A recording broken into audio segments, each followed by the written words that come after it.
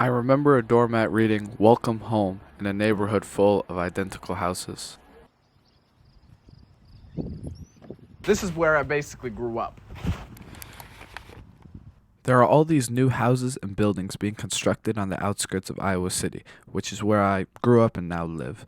This is due to the fact that we need a lot of affordable housing and places for people to live. Because of this, as well as cost efficiency, standardization of building codes, and market trends, we end up with these seas of houses that all look the same. It kind of creates a place where, if somebody asked, Yo, what's up, dog? You live around here? Yeah, that one. your house was simultaneously everywhere, but also nowhere. And this is really weird to me and has always left this disgusted and lingering feeling in me. Maybe because homes are like a unique place for everybody. I mean, I think a person's home or even habitat represents themselves. It's like a direct reflection. I mean, take my friend AJ for example.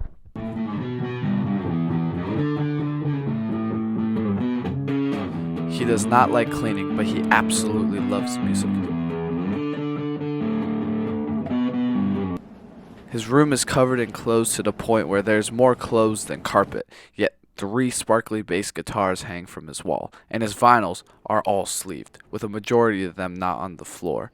I think one time he was a bit more sad than usual, which led to the even further negligence of his room. He had black mold growing on his closet ceiling. Damn, bro, AJ, you gonna clean this up? I don't know. Maybe.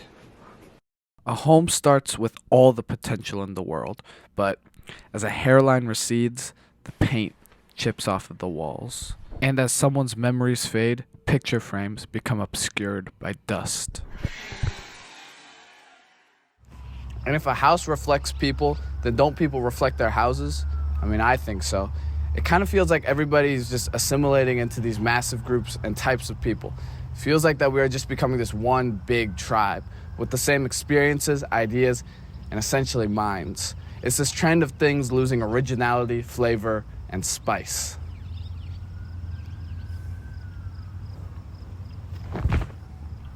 So you're saying we're all like becoming clones? Yeah, like clones. The cacophony of all these ideas are, I believe, best represented by this cheap water park about 20 minutes out from where I live called Wasserbahn. You know, I loved this place when I was younger.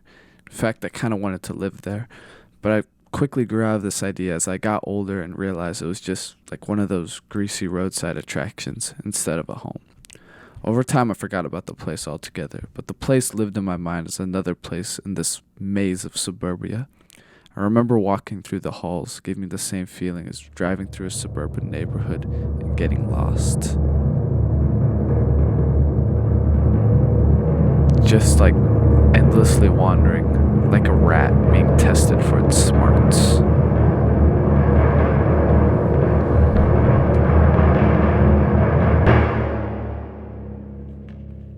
Strangely, the place crept back into my life. Oh, shit.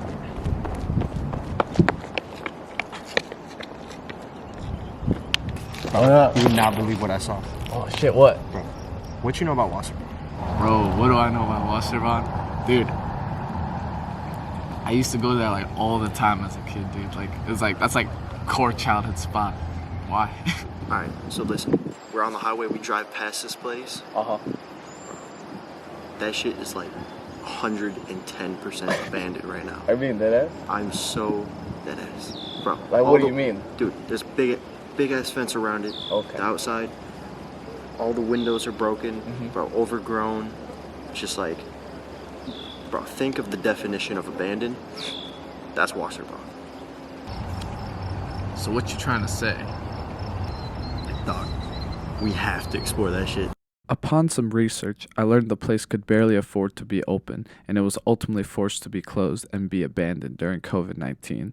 This included evicting the employees and their families who lived there. Ruth Wheeler and her 2 sons call Wasserbahn's Ramada Hotel in Williamsburg home. We were told on this last Sunday that there was a possibility this was going to happen. Then on Monday, we were told not to make any more reservations. Tuesday, we were told we were closed that morning. The sudden closure means Wheeler, her boys, one of whom is handicapped, and a handful of other workers who live in the building will soon be without a home. Our propane is running out for hot water, so we don't know how much longer we have out here. Smock Investments. Property records list Avari as the deed holder. Yule Park owns Avari. Contacts listed for him did not work. Far as the next step, honestly, I don't know. There's nothing for rent, so we're just not sure where we're going to go. The night's in. I called them, and we're going to hopefully be able to stay there and work there for a room until hopefully something comes up. But even with that plan in place, the uncertainty surrounding her family's living situation has taken a toll. It's terrifying. It's even more painful to have someone say that you're homeless, because it's not something you ever want to be called.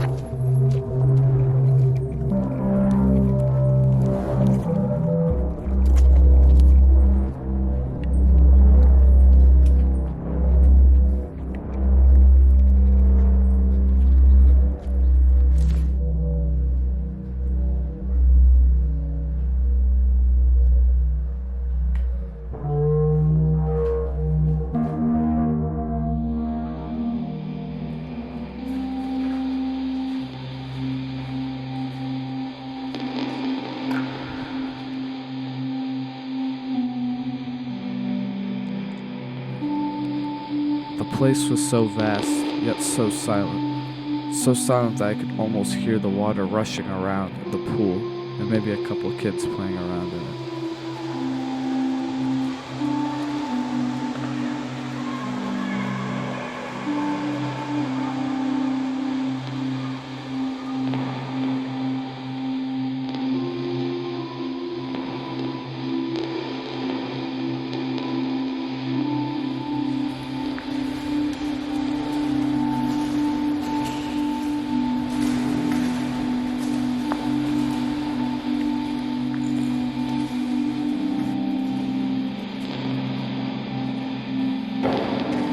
The kids' pool that I once swam in was covered in broken glass from the massive windows on each side of the room.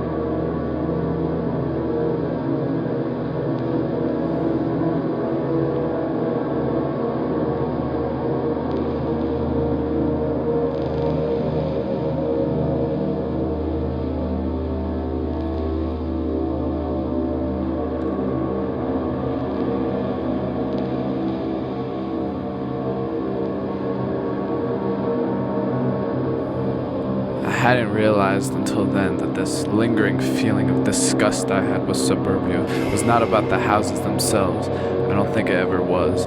The truth was lying there in front of me, in the forms of cheap toys and iPads next to liquor, pills, and needles. Cookie-cutter houses and the maze of streets were just a representation of families trying to be a family, even under nightmarish poverty. In a water park with hundreds of identical rooms stacked on top of each other, each room had its own distinctive problems and collapse. It was never clones, it was just people struggling with the messed up and inherent issues in life, and you could see it in the places they lived.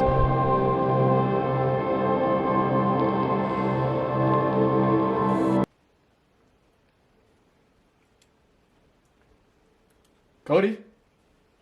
Cody?